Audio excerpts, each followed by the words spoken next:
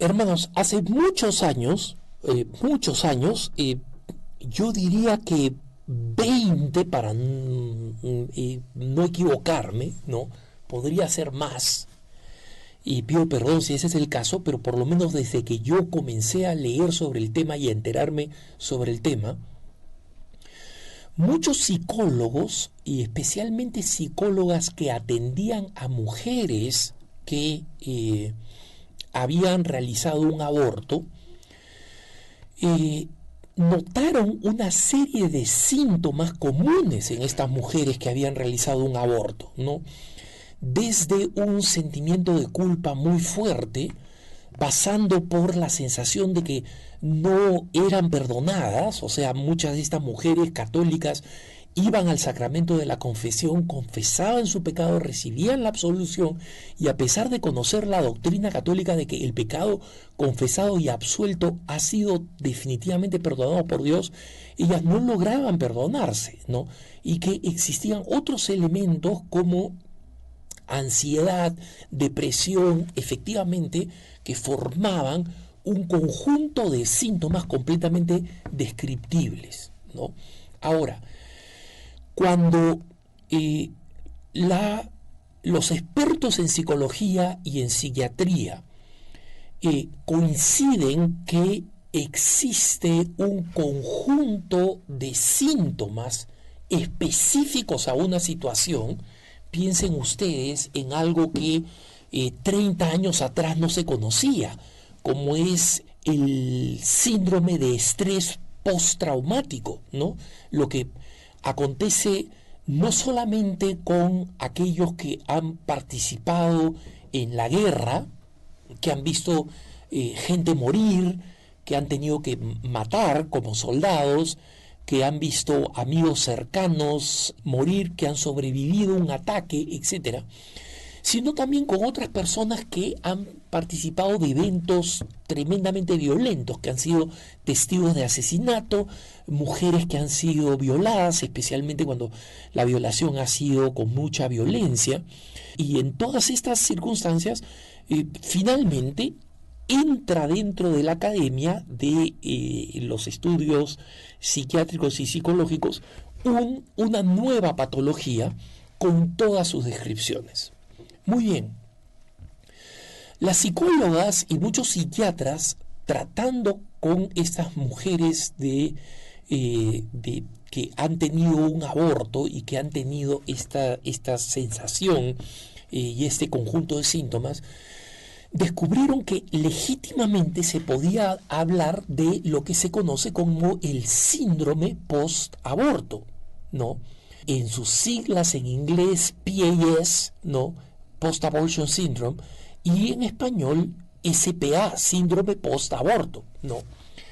Y muchos de estos psicólogos y psiquiatras se presentaron a las autoridades que determinan qué nuevas enfermedades o patologías deben ser incluidas o cuáles deben ser retiradas. Como saben ustedes, los manuales recientes de psiquiatría y psicología han retirado la homosexualidad como una patología que por consenso existía como tal, ¿no? Pero lamentablemente estas autoridades psicológicas y psiquiátricas, especialmente en Estados Unidos, están muy presionadas por elementos no científicos, sino elementos culturales, como son la aceptación de la homosexualidad. Y cuando uno lee la historia, que recomiendo que la lean, cómo es que los manuales de psiquiatría terminaron eliminando la homosexualidad como patología, y cómo existe ahora una presión para que se eliminen otras cosas como la pedofilia, por ejemplo, de las patologías psiquiátricas, cómo por estar tan vinculados con la industria del aborto, los manuales de psicología y de psiquiatría se han resistido tajantemente a incluir al síndrome post-aborto como una patología que debe ser considerada. ¿Por qué? Porque la industria abortista nos quiere hacer creer que un aborto es como cortarse las uñas, como algo que es absolutamente insignificante. Pero lo interesante es que recientemente, en el mes de octubre del 2019, el British Journal of Psychiatry, o sea, el jornal británico de psiquiatría, hizo una investigación sumamente importante. Analizó la información de 877.000 mujeres, de las cuales 164.000 habían sufrido un aborto, habían realizado un aborto, ¿no? Y el resultado es tajante y claro. Así es como comienza el sumario de esta investigación del British Journal of Psychiatry. Dicen, encontraron que las mujeres que han tenido un aborto experimentaron 81% de crecimiento en el riesgo de tener problemas mentales. 81%, hermanos. Y la mafia abortista sigue presionando para que esto no sea reconocido como una patología, como una enfermedad que es el síndrome posaborto que tiene que ser tratado, ¿no? Entonces, el estudio básicamente concluye algunos datos muy específicos, como por ejemplo, las mujeres que han abortado son 34% más susceptibles a desarrollar algún desorden de ansiedad. Son 37% más susceptibles de experimentar depresión. Son 110% más susceptibles de abusar del alcohol. Y son 155% más susceptibles de cometer suicidio y 220% más susceptibles de consumir marihuana o alguna otra droga suave, ¿no? Y estos números son descomunales, o sea, descomunales. ¿Quién cree que con estos números de esta investigación, sobre todo con este grupo estadístico, hermano, 867.000 mujeres, de las cuales 164.000 han practicado el aborto, ¿no? En esta investigación ellos dicen, mira, no estamos seguros que todo esto sea causado por el aborto, pero más del 10% de los problemas pueden ser atribuidos al aborto, ¿no? O sea, por lo menos el 10%. O sea, no podemos ser tener tanta mala suerte de que estas mujeres que han practicado el aborto tengan estos números descomunales de tendencias negativas, de problemas mentales, de desórdenes mentales, ¿no? La profesora de Desarrollo Humano y de Estudios Familiares de Bowling Green State University, la que, digamos, dirigió este estudio junto con un grupo de científicos, le dijo al Daily Telegraph, a un periódico británico, le dijo, definitivamente es un hecho que hay algunos riesgos reales asociados con el aborto que deberían ser compartidos con las mujeres, especialmente aquellas que están consultando antes de tener un aborto, ¿no? Que, hermanos, miren ustedes, la industria del aborto se niega tajantemente a que las mujeres sepan qué es lo que constituye un aborto. Planned Parenthood y las organizaciones abortistas, por ejemplo, han metido juicios y han tratado de detener todas las leyes en Estados Unidos, por ejemplo, del aborto ilegal, donde han querido establecerse algunas barreras o algunos límites. Por ejemplo, que las mujeres vean un ultrasonido de lo que tienen en el vientre, de darle a las mujeres, después de explicarles qué cosa es el aborto, 24 horas para pensarlo.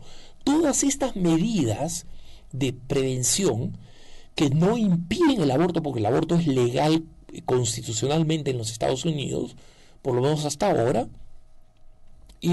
son cosas a las que las abortistas se oponen. ¿Ustedes creen que las abortistas estarían dispuestas a lo que dice esta doctora, que es completamente neutral con el tema del aborto? Ella personalmente además cree en el derecho a abortar. Pero la doctora Priscilla Coleman dice, con estos datos es importante que a las mujeres se les diga, oye, por si acaso, existen estos números. 34% más de desarrollar un desorden de ansiedad, 37% de experimentar depresión, 110% de abusar el alcohol, 155% de cometer suicidio, 220% de convertirse adictos a la marihuana. No. Entonces, esto es interesante porque la APA, la American Psychiatric Association, en el 2008, en una investigación un poco sospechosa y digamos financiada en parte por la industria abortista, había concluido prácticamente lo siguiente, ¿no?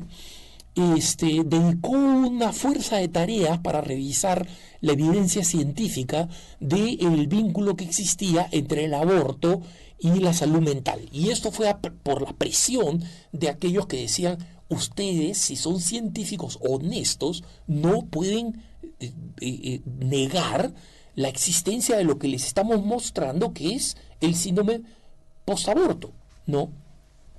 Y la conclusión de este equipo del 2008, o sea, estamos hablando hace 11 años atrás, y la medicina ha avanzado muchísimo en estos 11 años, ellos reconocieron que las mujeres pueden experimentar, ¿no? Esta fue su conclusión, may experience, pueden experimentar tristeza, dolor, depresión y ansiedad después de un aborto, ¿no?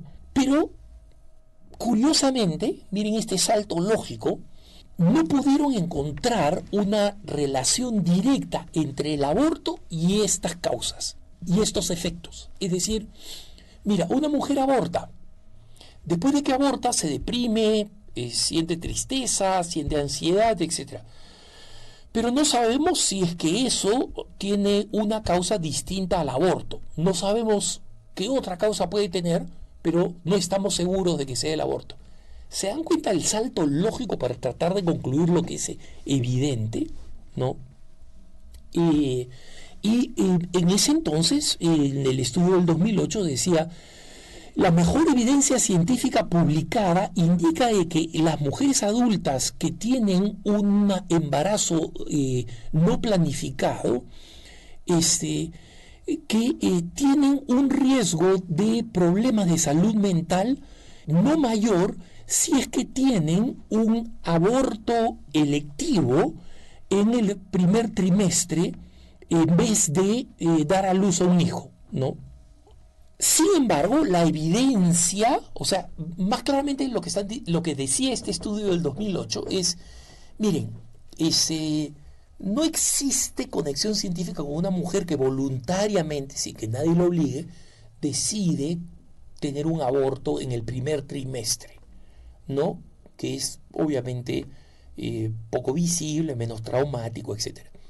Pero los resultados para aquellas mujeres que tienen múltiples abortos es más incierto, ¿no? En otras palabras, lo que estás diciendo, una mujer que tiene múltiples abortos probablemente tenga un mayor nivel de trauma. Eso fue el 2008. Hoy estamos hablando de información que ha sido obtenida en el 2019. Estamos hablando de información que es más actual. Y esperemos que la honestidad científica prime significativamente sobre la presión abortista para que finalmente se reconozca en el próximo manual de psiquiatría la realidad del síndrome postaborto. Que tengas un buen día.